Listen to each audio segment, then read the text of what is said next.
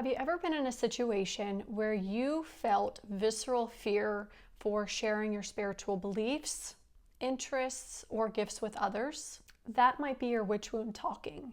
And while the witch wound might seem like it is a negative thing, it's actually a beautiful thing. It has been there to protect you throughout these years, to keep you safe, but it is keeping you small, and it is keeping you stagnant from your true magic. In this video, we're going to talk about the 10 subtle signs that the witch wound is showing up in your life and that you have it. So if you seem to change your behavior, if you seem to people please or not share anything that you're into, if you seem to hide things, like whether it is your beliefs or physically hide things when people come over, that is most likely the witch wound, and we are here to heal it. Because once you know the signs, and once you have that awareness within certain situations, within certain relationships, that you are holding on to the witch wound and that you are keeping yourself small in order to feel safe and to feel secure in whatever it is that you're doing, then that awareness is the first step to actually healing anything. But before we get into today's video, if you're new here, welcome. And if you're not, welcome back. My name is Christina. I'm the founder of Awaken, Magick Within, and I am the top witch wound healer in the US. It is my mission since coming out of the broom closet in November 2024, it hasn't even been a year, to help others who are hiding their magic, who are hiding their gifts, their interests and beliefs from the world out of fear of judgment, ridicule, persecution, being ousted, and to help them truly be confident and feel calm to step into their magic, to share their witchy side, to share the things that they're into, while also respecting others and showing others that we can coexist and commingle, even though we might share different beliefs and be on different paths. So if the witch wound topic is something that you're interested in, definitely like this video, comment, and subscribe. Hit the notification bell, because in the upcoming videos, I will be sharing a lot more videos to help you understand, navigate, and heal the witch wound. So sign number 1, you hide your spiritual practices from others. You don't tell anybody that you are interested in, or doing anything that has to do with tarot cards, crystals, rituals, astrology, Wicca, I mean, you name it. If it might seem woo-woo or it might seem witchy to others and you feel like you have to keep those things hidden and kind of be in solitude when you do those, first of all, totally, like, I understand that. I was there as well. But that is a part of the witch wound coming through. So if you seem to just hide things, if you seem to not speak up or share, if you feel like that is a part of you that you absolutely must keep hidden in order to just feel safe and in order to keep those relationships going, that is sign number 1. Sign number 2 is you downplay your intuition. So let's just say that you are out and you're just somebody who knows things. You can feel things, you see things, you're just really good with navigating certain relationships and situations just from your inner knowing, your inner compass, and others are like flabbergasted by like how you know so much, or how did you know that? And you're just like, oh, it's coincidence, or I don't know, I guess I just got lucky. And you feel really uncomfortable to share, like, I just feel like I'm a little intuitive, or I don't know, I just can pick up on things, or I just have this really strong sense when I like know somebody is good or somebody is bad, or a place feels good or feels bad. And that kind of scares you to share that with others because you don't want to be seen as like a weirdo or anything like that. That is another sign that the witch wound is showing up. And it might not even be like within relationships. It might just be your own like internal dialogue of like, am I really intuitive? Like, is this really real? And you start to doubt yourself and question yourself instead of like exploring that beautiful side of you that I genuinely do believe we all have. I feel like we're all to some degree very intuitive. Like, we can be a little bit psychic. We have those gut feelings. We have that inner knowing without actually having to have science to back it up or have anything like physical to back it up. It's just like, I don't know, like I can just tell this is wrong or this is right, or, you know, this is good or this is bad. Then that could be another way it shows up, is within that self-doubt and that questioning of yourself. A third sign is that you people please to avoid judgment. Now, this is so common, especially if you have a lot of religious friends or family around you. You don't want to ruffle feathers. You say yes to things or you say no to things when you want to say the complete opposite. You do things just to keep everybody comfortable, keep everybody happy, maybe to receive love. And that is something that will truly, truly drain you over time. You will definitely get to a point in your life where you're like, you know what, like I am tired of trying to live up to everybody else's illusion and standards of what they think I am or who they think I am. I got to that point last year and I was just like, you know what, I am done losing myself because I'm scared of losing others. Like, that is no longer an option anymore. If I lose others, if I lose anything else because I'm being true to myself, that's all I ever wanted, because I spent 2 decades in the broom closet. I got my first Wicca book when I was 16 or 17. They're actually right here behind me. Living Wicca, Wicca, A Solitary Guide, Earth, Air, Fire, Water, Earth Power, and Spellcrafts. These are all by Scott Cunningham. But I got all my Wicca books when I was like 17. And I hid them in my closet from the age of like 21 until literally last year. And I was 41 last year. So I hid them in my closet for 2 decades because I was scared of what others are going to think about me. I didn't show any of my boyfriends, didn't show any of my roommates. I just kind of kept these with me, hidden deep in my closet for decades. And it got to a point to where I was done people pleasing. I was done with trying to live up, I don't know, to this like perception of what I thought others wanted me to be, how they wanted me to act, what they wanted me to believe in.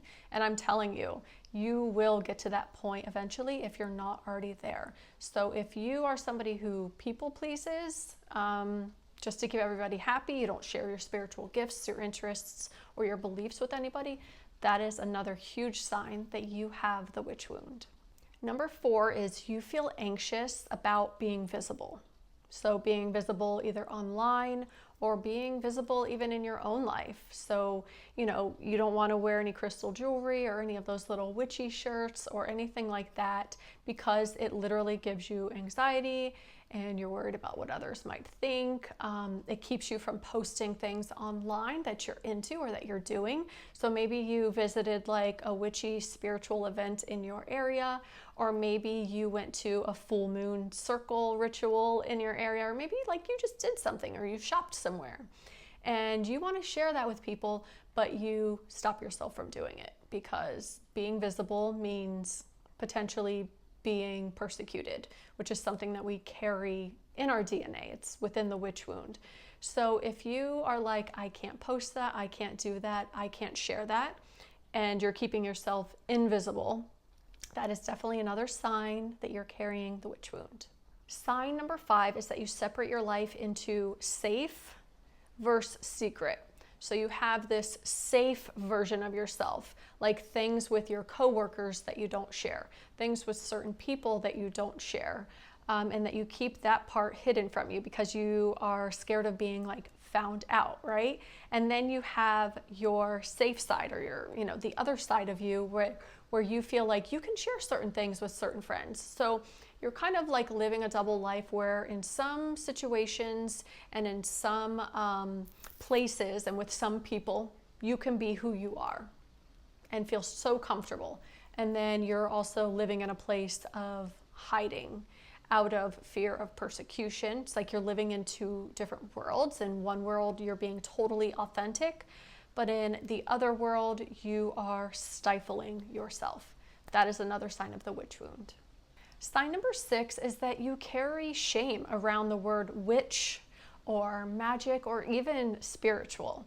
And this could be because you have just been like an upbringing in a religious household, or you have a lot of religious people around you. And so like, you know, the word witch would really, really trigger a lot of people. It would either make them mad, it would have them question you, it would definitely ruffle their feathers, and you really can't handle that. And so you kind of avoid those words. You just say, oh, I just like candles and I just like crystals, but I wouldn't consider myself a witch. Or, you know, yeah, I have this self-love spell jar here right now, but like, I'm not a witch, or I don't do magic. You kind of like avoid different types of words based on how other people might react. That is another sign of the witch wound showing up in your life. Sign number 7 is that you second guess your gifts. So you might have imposter syndrome, or you might receive a sign from the universe and be like, I don't know, is that really a sign? You might worry that your gifts aren't real, or that like, oh, maybe I'm just making this up because I'm just into things, right? And so you can really second guess yourself, even though when you've asked for clear guidance or you've asked for a sign, you have received that sign. Like, no doubt, no question. I remember this was like 6 months ago. I was feeling really kind of confused, and I was questioning, like, am I on the right path? Like, is the witchy path really safe? Because around this time, I was getting a lot of Christian people coming at me and saying, like, this stuff is bad, you can't do this. And I was so confused because I've never had that kind of Christian love, like, come at me before. And I was like, what are they talking about? They seem like they're so certain about this. Like, am I missing something? Because I'm just a very curious person. It's like, if somebody claims something, I want to look into it. And so I myself started to doubt my gifts and my path. And I'm like, I don't know, like, is this path bad? Because based on my own experience with everything I've ever done, I've only ever felt closer to myself and to the universe, and it's only brought me more peace and more clarity and stuff like that. So I asked the universe for a sign, and I was on my way home and I said, show me a pink car. If I am on the right track, if I'm where I'm supposed to be, if like this is for me and there's nothing wrong with what I'm doing, show me a pink car. Now, the chance of seeing a pink car, like, it's not 0. There's a possibility to see a pink car, but they're so rare to see, right? And so I was like, this car has to be pink, like, no question, like, not faded red, not any of that. And no joke, I saw a pink car sitting in a parking lot, and I was like, okay. And that's all I needed. And so I think a lot of times we can hear opinions and perspectives from others. We can even doubt ourselves and feel a little bit lost sometimes and be like, well, why is everybody else saying this and doing this? But like, for me, this feels right. Am I missing something? Ask for a sign.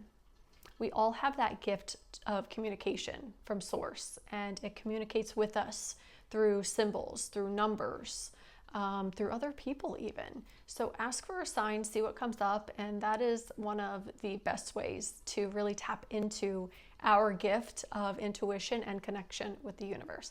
But if you are second guessing your gifts, then that is a sign of the witch wound. Sign number 8 is you feel on edge when other people talk about religion or spirituality. You literally feel anxious, your chest tightens, and you try to avoid the subject, you change the subject, you like can't handle talking about those, you know, religious beliefs. Or if somebody asks you like what your spiritual beliefs are, you feel very hesitant, or you tiptoe around things. You feel very unsafe because you don't want to be seen as like doing something bad or something evil or being weird, or, you know, just getting ridiculed and questioned. That is another sign of the witch wound, and that is something I myself still deal with from time to time. But I will say that the more you come into contact with those kinds of conversations and with those kinds of people, the less and less the trigger sticks and is intensified. So it's becoming easier and easier for me to like handle those kinds of talks and those kinds of people and those kinds of comments, because I'm just not taking it that personal anymore. They would probably talk that way or be that way towards other people who are just like me. And you know, some people just aren't going to understand, and that's okay. And this goes into sign number 9. So you have this fear of being ridiculed, cast out, criticized, ousted, like your reputation thrown under the mud if you share any of your spiritual beliefs, interests, or gifts. That is definitely another sign of the witch wound. It's this inherited fear inside of us that if we share this, if we are found out, if we are seen for who we truly are, then we are going to be the laughingstock of the community, and it, you know, makes us feel really unsafe because we are dealing with history of that being the case for people like us who are into nature, who are into moon cycles and seasons, and into very earth-based nature things. So if you don't share things with people because you're scared that they're going to roll their eyes or they're just going to completely up and leave you, that is a sign of the witch wound. And sign number 10 is you feel disconnected from your power, from your magic, from your truth, from your essence, due to fear. This is all about fear, fear of judgment, fear of being ridiculed, fear of being ousted. All of this comes down to fear, fear of being found out, fear of talking about religion, fear of sharing your gifts, fear of having gifts. Like, that's all what the witch wound is. So if you know that you are meant for more, but you keep yourself invisible, you hold yourself back, you dim your light, you know, don't talk up too much, that is a sign of the witch wound. And all of these things, all of these layers can be worked on. They can be healed. And so once you are aware of what environments, what situations, and with what people do I tend to keep myself small, to dim my light, to not share my truth, once you at least have that basic awareness, then you can work towards saying, okay, well, what would help me to feel confident and have courage and feel calm in sharing the things that I'm into, the things that I'm doing, the things that I like the parts of me that are intuitive, that are gifted.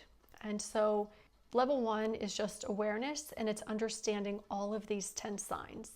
So if you would love a little bit more help with understanding, navigating, and healing the witch wound, I have this channel, I have my website, and I also have an ebook and a 12-week course that I would highly, highly recommend you going through. So I will leave the links down to those in the comments. So I will see you on the next video, and be sure to like and subscribe to this channel, turn on the notification bell if topics of the witch wound and witch wound healing are interest to you.